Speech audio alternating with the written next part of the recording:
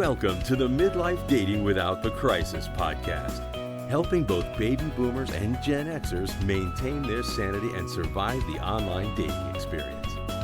If you're a single guy or gal who find himself back on the dating market, getting that second chance to an even better relationship, we've got your back. And now, from the 50 Dates at 50 studios, helping to bring the fun back into dating, here's your host, Paul Nelson. Welcome back to Momentum versus Trust Part 2 with our guest, dating coach Laurie Gerber. If you missed Part 1, here's the highlight reel. Laurie brings a woman's perspective, trust, conversation building through messaging, and safety. I come in with a man's perspective on this, momentum, practicality, combined with some lessons learned over several years of online dating from a street point of view. And now it's time for the debate that every midlife dater runs into. You move things too fast and it feels pushy. If you move things too slow, interest begins to wane as human nature can take over as you end up competing with new matches that enter the picture on a daily basis and in some cases on an hourly basis. So today, in Part 2, we're going to be getting into some of the brass tacks on the numbers game. Laurie and I discussed the numbers game on this. How many messages back and forth you should be going through on the dating apps. We debate that. What women perceive when a guy moves too fast and how to find the sweet spot where you keep momentum going and yet build trust at the same time without turning dating into a second career. So let's jump in. When we talk about speed or fast, here's what I've learned and discovered through time, and right. That's you've been on the court. I haven't, so you bring an expertise. You do. It's from a street point of view, I guess. What I've learned is whether it would be a legacy website or whether it would be a dating app, and you involve human nature. I remember like utilizing Match and like Plenty of Fish, for example, or eHarmony, in not so much in the older days, but women would be besieged with like 10 messages a day. And the biggest hurdle that us guys would have to overcome is, first off, getting their attention. And it's hard to get their attention when they're getting 10, 20, or 30 messages per day. And the same prevails human nature. And so how does a woman sort all those out, especially if she's being besieged by that? And go ahead. You have great photos is how you get noticed. Mm-hmm. You speak specifically to her and her profile. You do not push or pressure. You play it cool, but you engage in a consistent way. And then you wait until the besiegement stops. Because it does stop. Well, I would disagree to an extent in that if the woman or the guy too, either way, if they learn to pause their apps or stop new stuff coming in, then they can focus and concentrate on matches. And that's what I do. If I have some matches and I match up with them, I pause my dating app. Right. And I focus on those people, I like that. But that's not what I've found a lot of people do. It doesn't matter what a lot of people do. It matters what the girls who think your pictures are cute do. It doesn't matter what a lot of people do. Yeah, some of them, but I'm nudging in the numbers again, where I move it into a numbers aspect. You're right. Mm-hmm. You're right that women have a slight advantage over men on the dating apps. But the bottom line is, and sites, we're all screwed on the dating sites and apps. It's a terrible, terrible thing. Yes, but it is. If we want to use it for our advantage, then you can't keep thinking about all the ways it doesn't work. You have to think about the ways that it does. Oh, exactly. Fully agreed. And that's why I've adapted. I've adapted what I can do because I know things move fast. I've adapted to try and get the attention. Now, I've learned how to do that. I can do that. That's pretty easy to do. Right. Get the attention, start the conversation. But I do know I'm competing. It would be great if a lot of the gals out there were listening to what you were saying, and I'm they could trying. I'm pause and trying, Paul. stop, and yeah, I'm trying. and you could get a conversation going with them. But the reality that I've faced is that's difficult to do. So what us guys Right. have to do is whatever we can do to first get the attention, and that's why I go to like 3 messages, no more than that, and I want to go to the phone call. Well, phone call or the Okay. call. Okay, yeah, I don't want to Okay. misrepresent that. But because human nature again comes in where they're still getting more matches. Most of them are Well, not. okay. I'm not just pausing saying, if things. you are eliminating people after 3 messages, I get why you're doing it, right? You're doing it to Mhm. save your time to get more people into your pipeline. And I'm just Mhm. saying you're also probably losing some potentials by moving them out too fast. So if you decide if you want lots and lots of new, or you want to like really give a chance to what's in your pipeline, I see why your strategy might be equal to mine, Mhm. but I do not like how much you're thinking about your odds versus that. If you believe your woman is in the next batch, she is. Or like you got to go in with the attitude that like she's there and she wants to get to know you, and give her a minute. Like just give her a week, right? Like I'm not asking you for 100 messages. I'm asking you for 10 to 20 messages, not 3. Because Mhm. a guy who's asking to see you, talk to you, meet you, get your information after 3 messages, we think you just want sex. And I know that's not what you want, but that's what we think. Or that you're only looking at our picture. Understood, but I would say that a lot of when you start a conversation, how you are starting it, most men are very superficial in how they start a conversation. Not you.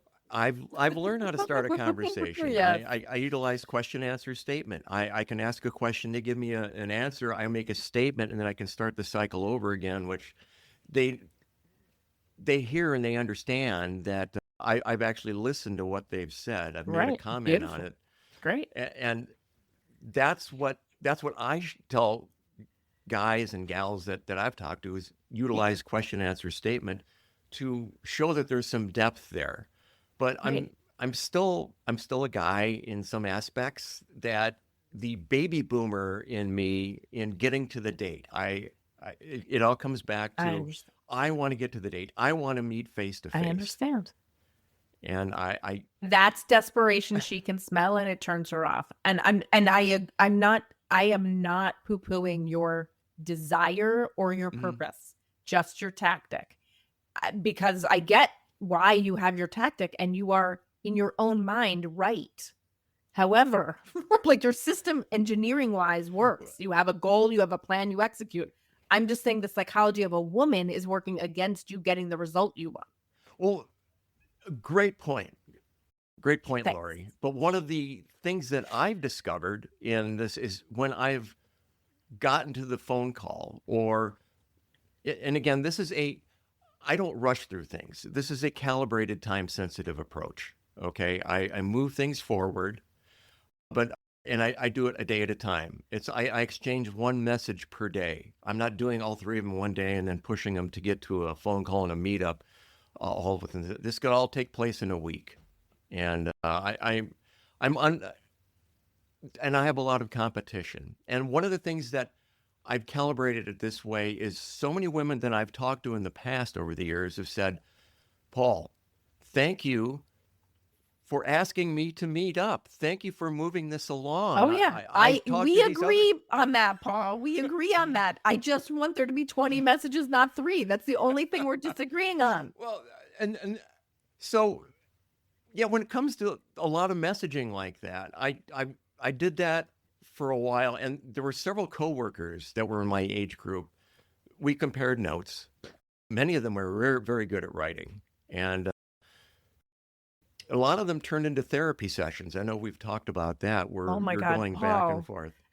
And so I'm I glad you stay bring away that from up. that. Yeah, but again, it's like you're using the exception to prove my rule. Like, of course not a therapy session. Of course Yes. not. But the comment I've gotten so many times is, Paul, thank you for asking. Most of these guys just want to text back and forth and they just want a Okay, message. is your obviously you care about specifying a winning strategy. Mhm. Is your strategy winning for the goal of meeting the love of your life? It's meeting, okay, so it's meeting the goal to actually getting in front of people. I would say it took me a long time to learn how to make it work as far as the gal that I am So you're looking for. getting enough first dates for your taste Oh, using easily. this That's strategy. yeah, Okay, easily great. there. Now what it needs to be calibrated, and one things I do need to work on is, and this is only taking place in the last couple of years, is truly understanding what I'm looking for. Right. And that is a woman that is associated with personal growth. Personal growth has to be something that she embraces. And that is so hard to find. It Oh really my God. is. Yes. As a Well, woman who works with only women who pursue personal growth, I am taking umbrage. But let's wrap this conversation up. Let me just say, your strategy has worked for what you wanted. You wanted a bunch of live dates. You Mhm. got it, right? You are an engineer. You gamed the system. You figured it out. You got your live dates.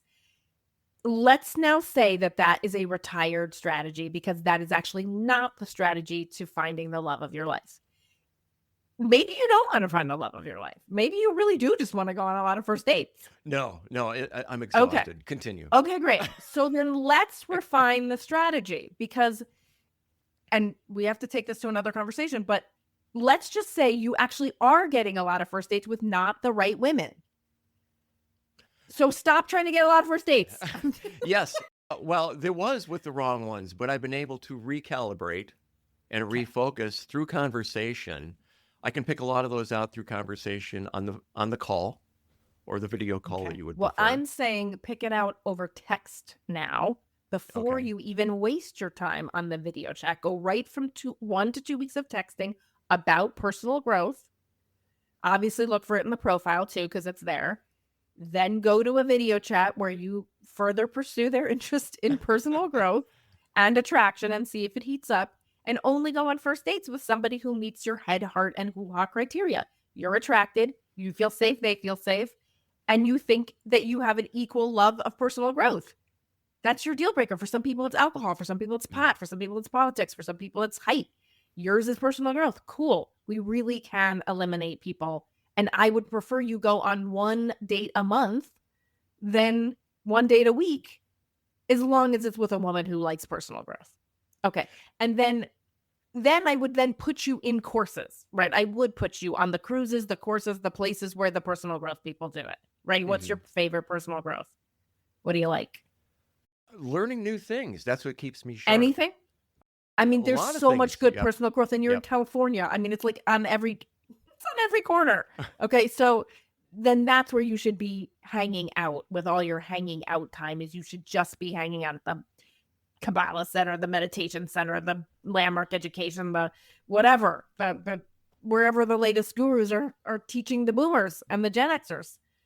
All right, let me back up a little bit. And you're talking about messaging. And so if you're texting back and forth, and it gets more difficult for me trying to text because, with the two thumb method versus the keyboard, getting in front of a desktop makes it easier. No How- kidding. How long what do you recommend to your clients when you're messaging? How long should these messages be when you're going back and forth? If you like the person, if the head, heart, and hoo-ha are happy with the profile,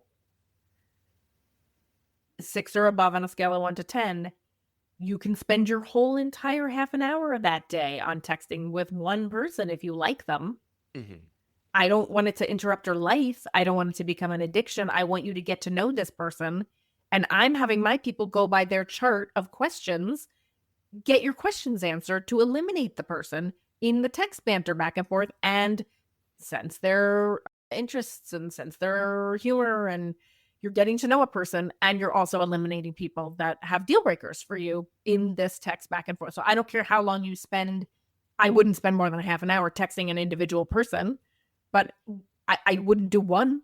That's weird to me. Like, oh, you're going to text me once a day. I'm being breadcrumbed now, right? Like, what are you doing? Are you texting 100 other women? Are you like putting me in a cage? Like, what are you doing? So I would try to develop real relationships with people over text. As flawed as that is, I would try to create a real relationship. And I'm watching my women do this. I do it with them. You can, with the right person. All right. So on a counterpoint to that, and one of the, and I hear what you're saying. One of the things that I've discovered that many people have discovered when it comes to texting or messaging, and that is what I call foot and mouth disease. And that's where it's really easy to say the wrong thing at this period of time. It's easy to be misunderstood because when you're texting back and forth or messaging back and forth, you're only getting about 10% of the communication. We're missing body language and we're missing tonality. Great point.